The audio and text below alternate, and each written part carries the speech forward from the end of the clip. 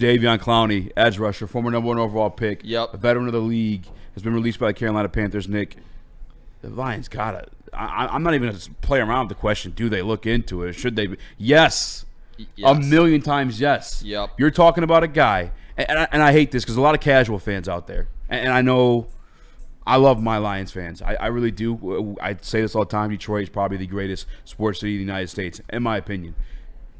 Very casual when it comes to like just assessing football players. Yes, I understand that he was the number 1 overall pick, and he never really panned out to become that version of what he was selected to be. However, he's still a damn good football player. Oh, yeah. With a lot more availability than the guy that you're paying on your team right now, and Marcus Davenport. The other thing, too, he plays the run. I love Zadarius Smith. I love his passion for the city. I love his passion for the team. And I love him stepping up for us last year and getting some sacks as well. Didn't play well against the run. I think we all kind of know that. You saw him out there in pass rushing situations specifically. Jadeveon Clowney is a guy you can have out there for both running reps and pass rushing reps. And he can be productive in both. Never a double-digit season in sacks, but he's given you 9.5 multiple times. He's given you multiple years of double-digit tackles for loss in the backfield. He plays the run, and he also plays power. I tell you guys all the time, don't expect the Detroit Lions to go sign an edge that weighs less than 260.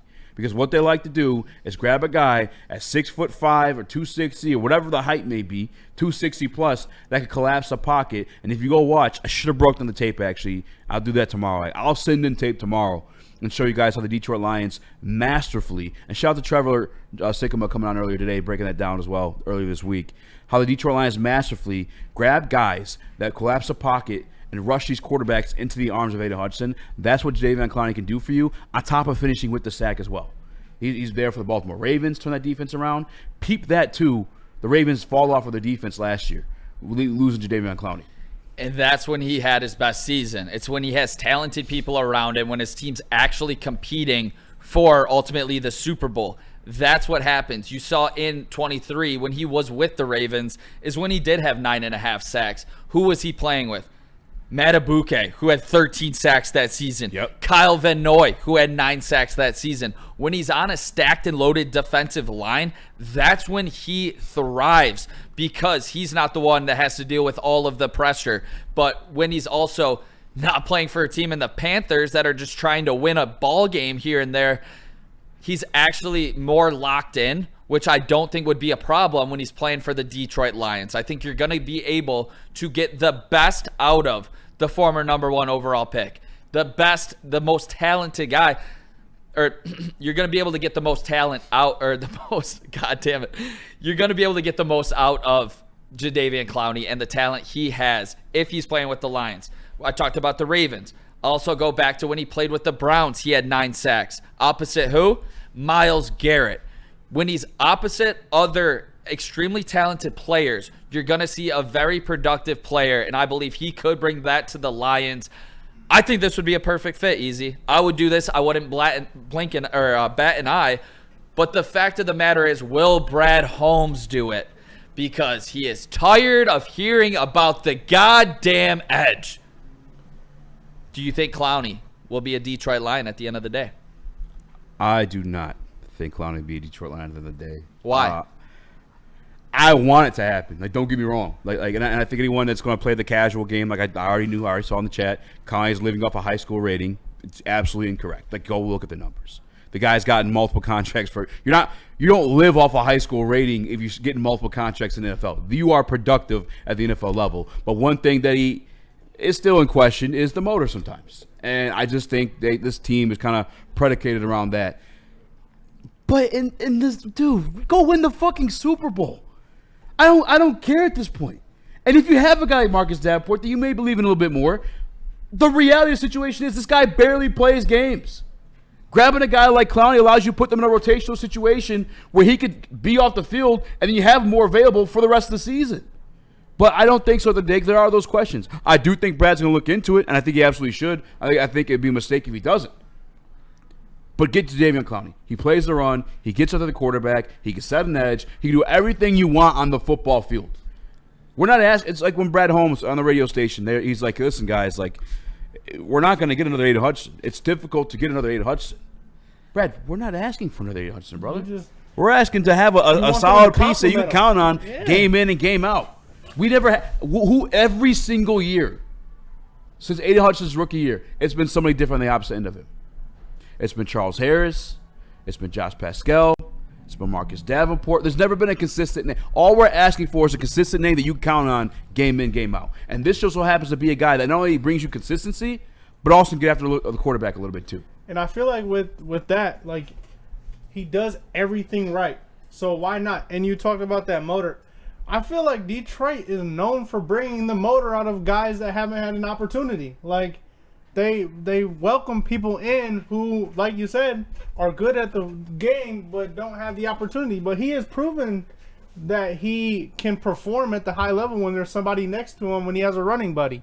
Like, if he has a Hutch with him, he's going to perform a lot different because he knows the expectation. Like, why I just don't understand why you wouldn't want to bring someone in that does everything right and that will give you everything he has, and you can bring that out of him. And he's going to play a lot more than Davenport is going to play. Like, and you're not going to find another Hutch, but you need to just find guys to complement Hutch. Yes. Like, that's the main At thing. a consistent you just level. want to find guys that complement him and kind of bring off a little bit of ease off of him and just make his job easier. Especially because he's coming back from a major injury. Like, that is what we need. We need guys to take some pressure off this once was a Defensive Player of the Year favorite who you are building your defense around. You don't want to put all of the pressure back on Aiden Hutchinson, and I feel like Tyleik Williams, that draft pick did take a little bit of pressure off, being able to be a force in the middle, but I still believe on the opposite side, I do not have faith in Josh Pascal to be this guy that gets to the quarterback. I just don't. And if this is the way they obviously want to run their defense, okay, but what happens when you go up against the elite quarterbacks, the guys that can get out of the pocket and run a little bit in the playoffs? A Jalen Hurts, Daniels, think about the AFC teams, a Mahomes, a Lamar, a Josh Allen. I think you ultimately need to get these guys uncomfortable, and I don't believe, A, Marcus Davenport is going to make it that far, and B, Josh Pascal can make an impact in those games. That's where I want to be. I'm not worried about week 4. I'm not worried about week 14. I'm worried about the second and third round in the playoffs and ultimately the Super Bowl. That's what I'm concerned about. And Brad thinks that Josh Pascal's that guy and that Marcus Davenport's that guy. I don't. But, Brad said it. Why is everybody so worried about edge? Why is there? Hey, have you read the book? Have you read the book yet? Yeah. Are you in the book club? Yeah, I love Brad. And I do love Brad for what he's done. This is just one thing he's so stubborn on. For what reason? Why is he so stubborn, Easy? I can't tell. Do you think he's being stubborn? Am I just maybe going out a little bit? Going out on a limb a little bit. I guess it depends how you want to look at it. Like, stubborn, but also I think one thing I respect about them, and I've heard him come out and say this too, is like they have their principles in place. Like, the methods may change, but the principles are the same, and the principle has always been those culture guys, those Dan Campbell guys. Like, one thing that's been consistent ever since they entered this building was that's the type of guys they're bringing in. Even free agency, off the draft class, it's a guy that has a chip on his shoulder or something to prove, and it's panned out for him. Because shit gets rough, and by all means, when you walked in the door here in Detroit, shit was rough. You need some dogs in there. And I just think we're at the point where, like, the whole team's full of fucking dogs. Let's get some talent in here now, too. Take it over the top a little bit. I have no issue with that. So I don't want to say stubborn. Just the principles are in place, and it's worked out for them. So it's like, how can you question it, Yeah. Shift God, I don't know if he's being sarcastic. I think he is. We got AQM and Wingo. We'll be fine. Wingo doesn't play edge. He's already an undersized defensive tackle. That's not a guy you're going to put on the edge spot. He may be there in pass rush downs, maybe, but no. I'm a big Mekhi Wingo guy. That's a defensive tackle, not an edge rusher. From what I've seen, I feel like if you bring talent in, it drives those other guys to work harder. For sure. Like, you want that talent. You kind of want to scare them. Like, you bring somebody in there that's more talented than them. It's going to make them want to work harder because at the end of the day, yes, you're playing football, but it's your job too. Mm-hmm. And you want like a boss would. You want your person to do their job as best as they can as possible. So bringing that talent in there eases us a little bit, but also drives and brings that motor out of more of those guys that we want to see perform.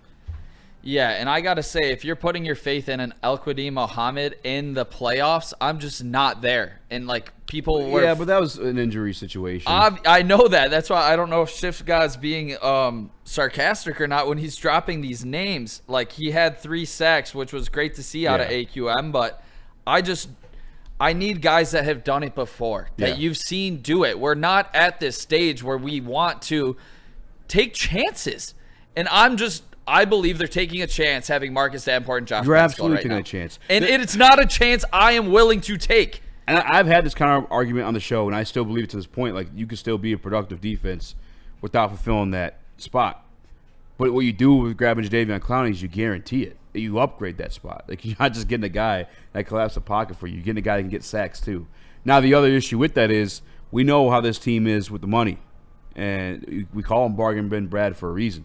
And Jadeveon Clowney, like it or not, has been productive in some sense or fashion, both in the run game and coming after the quarterbacks too. So it's like, okay, well, how much is he going to demand on the open market as well? Is that going to be out of our price range? Because right now he's more valuable than Zadarius Smith. As much as I love Zadarius Smith, again, Jadeveon Clowney can stop the run as well. What do you think a guy like Jadeveon Clowney goes for? So he got cut to save $7.8 million, I think it was, by the Panthers. I gotta assume. I mean, teams are just so desperate for that edge rusher. He might be able to get upwards of maybe like a assassin for a high, like a $10 million. I mean, am I tripping by saying that? He signed a 2-year, $20 million deal last year. That's what I'm saying. So I he got feel like 2 he at can 10. grab 10 off of somebody. Like somebody's desperate enough. Before that, he signed a $2.5 million deal with the Ravens. And he killed And before that, a 1-year, $10 million deal with the Browns. Before that, 1 year, $8 million with the Browns. So that's what I'm thinking like a 1 year, 7. 1 year, 7. And Put him in a contract situation. 1 year, 7. Up to 10. You give me 9 sacks. Incentives. Here's 10 mil. Sign the check right now. You know what? Jadeveon Clowney, you're a Detroit Lion. $500,000 for every postseason sack you get to. How about that? $300,000. Let's go. I mean, no, $500. I'm cool with it. Yeah. Yeah, rack it It's up. not our money. Fuck it. Yeah. Yeah, it ain't my money. Yeah. Sheila, we know you'll do what's best for Lions fans. Lions fans. We know Sheila has it. She'll throw it out there. Yeah, I don't know if it happens, but I would love for it to happen. I think it's an upgrade of what you got right now. I would kick the tires on it for sure, and I think it would instantly help out a number. I think it would add to the number that Vegas put out for the Lions win total.